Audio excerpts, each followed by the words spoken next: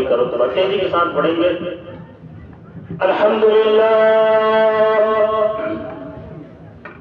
الحمدللہ رب العالمین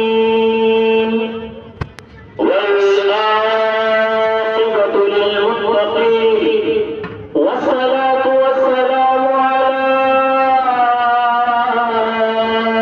سید المرسلین. اما بعد فاعوذ باللہ من الشیطان الرجیم. بسم اللہ الرحمن الرحیم. الحمد للہ رب العالمین.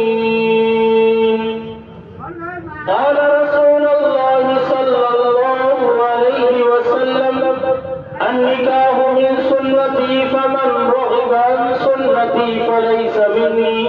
صدق اللہ العظیم وصدق رسولہ النبی الامین المتین الکریم.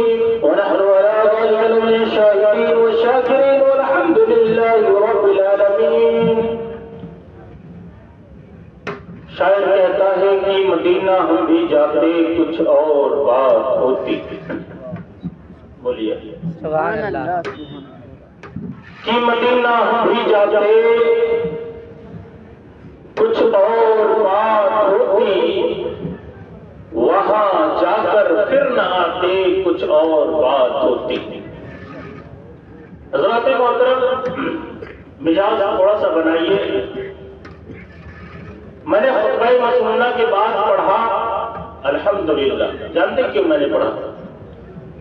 میں آج اپنا ٹاپک الگ سن رہا تھا لیکن میں نے دیکھا کہ پیچھے سے آواز آئی کہ میلاد کون سنتا ہے. حضرات محترم آپ جانتے ہیں کہ عالی جناب ملازم صاحب نے اپنے لڑکی کی شادی کے موقع پر ولیمے کے موقع پر اس مجلس کا اہتمام کیا. اس سے پہلے یعنی مٹکور کے دن میلاد پاک کا سلسلہ کیا گیا. اس دن میں نہ پہنچ سکا, لیٹ ہو گیا اور آج پہنچا. اس لیے میں نے اللہ کا شکر ادا کیا الحمدللہ.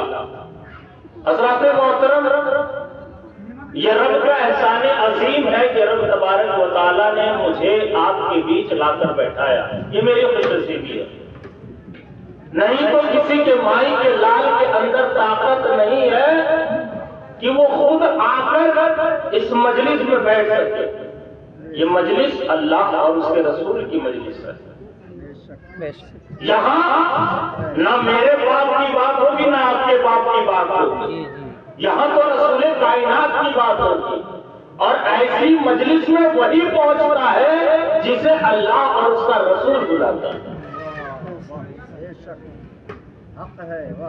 آپ اپنی قسمت پر رب کا شکر ادا کیجیے الحمدللہ.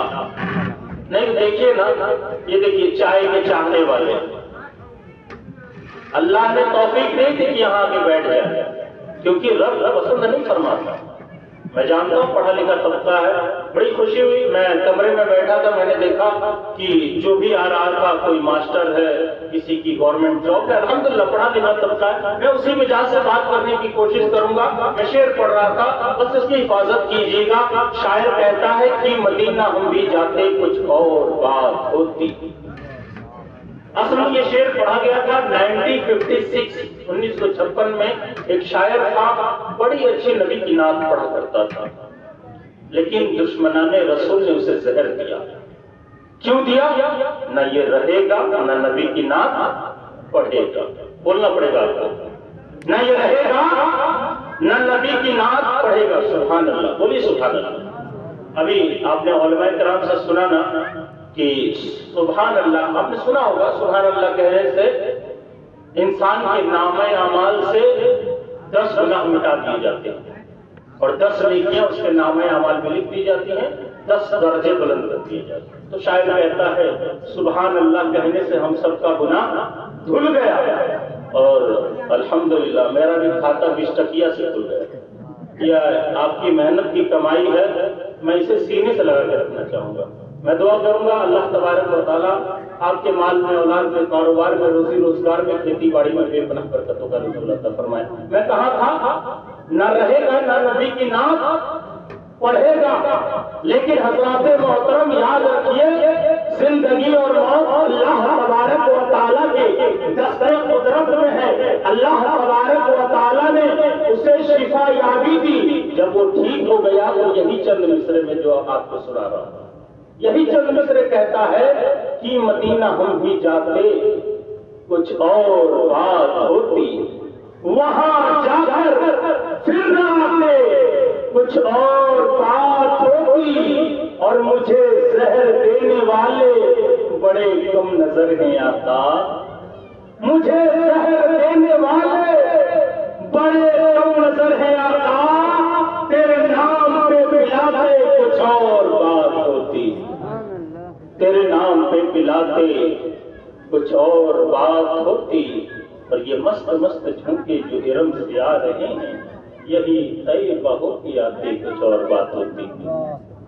حضرت نے اپنی تقریر میں موت کا تذکرہ چھڑا، خیر میرا موضوع تو یہ نہیں، لیکن مجھے موت پر ایک شعر یاد آ رہا تھا۔ حضرت شاعر کہتا ہے خدا ایک بار بس ایک بار بلا لے مدینے میں، بولیے آمین۔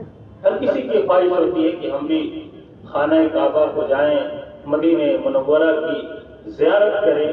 خدا ایک بار بس ایک بار بلا لے مدینے میں، پھر اس کے بعد چاہے دم نکل جائے مدینے۔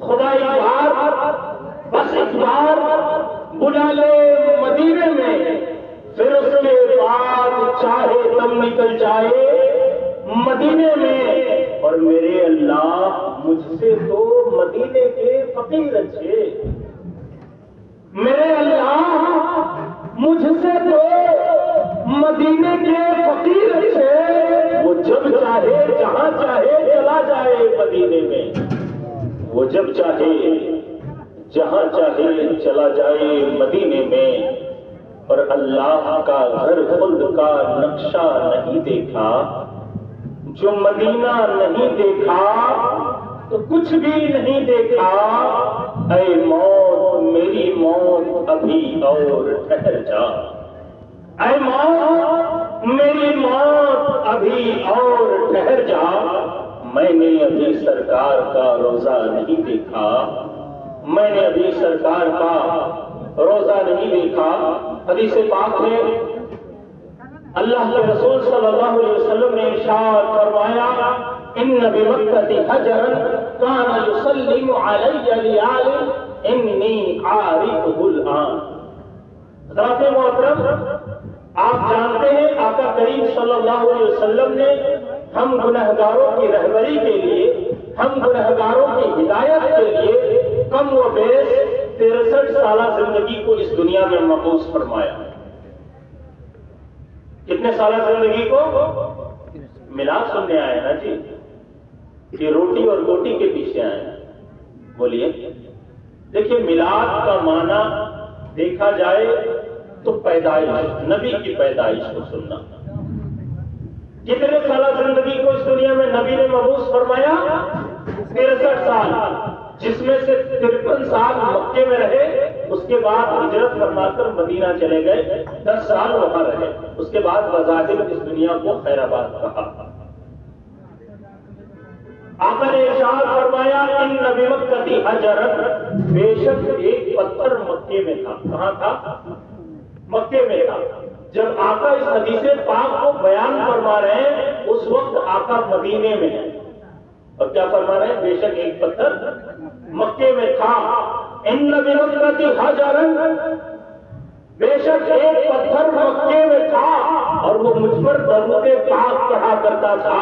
آقا آگے ارشاد فرماتے ہیں انی عارفہ الآن، میں اسے اب بھی جانتا ہوں، میں اسے اب بھی پہچانتا ہوں۔ حضرات محترم، جب اس حدیث پاک پر ڈاکٹر دھرم پال کی نظر پڑتی ہے تو ڈاکٹر دھرم پال اپنی زبان میں پکار اٹھتے ہیں، آگتم بھوتلم سواگتم منگلم، سواگتم سواگتم ہے نبی منگلم، دکھرم دکھرم جیونم منگلم، منگلم پرانتا مہی منگلم، منگلم ہریدا سچی منگلم، منگلم بھوونا منگلم، سراونم منگلم، بھاونم منگلم، منڈپا منگلم، منگلم کوشلم جوہر نیرم سجیو منگلم۔ کیا فرمایا؟ ترجمہ سننا ہے، ٹرانسلیشن اس کا سننا ہے، انواد سنا دوں میں اس کا، معنی بتا دوں۔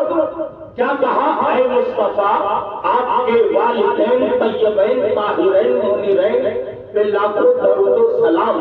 جس گھرانے میں آپ آئے اس گھرانے کو سلام، جس زمانے میں آپ آئے اس زمانے کو سلام، جس سال میں آپ آئے اس سال کو سلام، جس ماں کی گود میں آئے اس ماں کی گود کو سلام، جس ماں کے پاس یعنی حلیمہ کے پاس آپ رہے اس حلیمہ کو سلام، جس گھرانے میں آپ آئے اس گھرانے کو سلام، جس سال میں آپ آئے اس سال کو سلام، جس گھڑی میں آپ آئے اس گھڑی کو سلام۔ حضرات محترم، جب اس حدیث پاک پر اعلیٰ حضرت عظیم البرکت مجدد دین و ملت کی نظر پڑتی ہے تو بریلی کی سرزمین سے پکار اٹھتے ہیں، جس روحانی گھڑی چمکا پیدا کا چاند، اس دل افروز پہ لاکھوں سلام، مصطفیٰ جان رحمت پہ لاکھوں سلام، شمع بزم ہدایت پہ لاکھوں سلام۔ اور آگے لکھتے ہیں، کعبے کے بدر الدجا تم پہ کروڑوں درود، طیبہ کے شمس الضحیٰ تم پہ کروڑوں درود، اور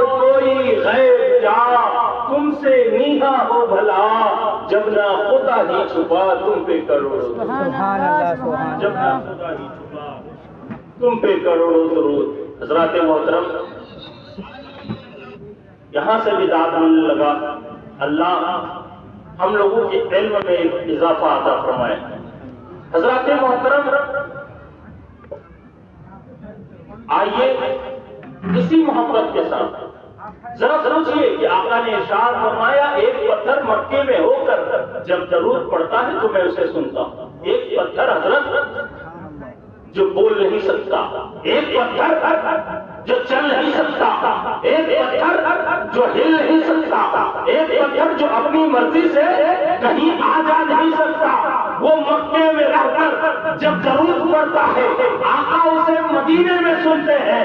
ہمارا بھی ایمان ہونا چاہیے، ہم ہندوستان کی سرزمین پر بیٹھ کر عالی جناب ملازم صاحب کے چوکھٹ پر بیٹھ کر، ان کے دروازے پر بیٹھ کر، ان کی میلاد میں بیٹھ کر، نبی کی میلاد میں اگر ہم بیٹھ کر اگر نبی پر درود پاک پڑھیں گے تو میں یقین سے کہتا ہوں کہ آقا قیامت میں ہمیں جانیں گے اور پہچانیں گے۔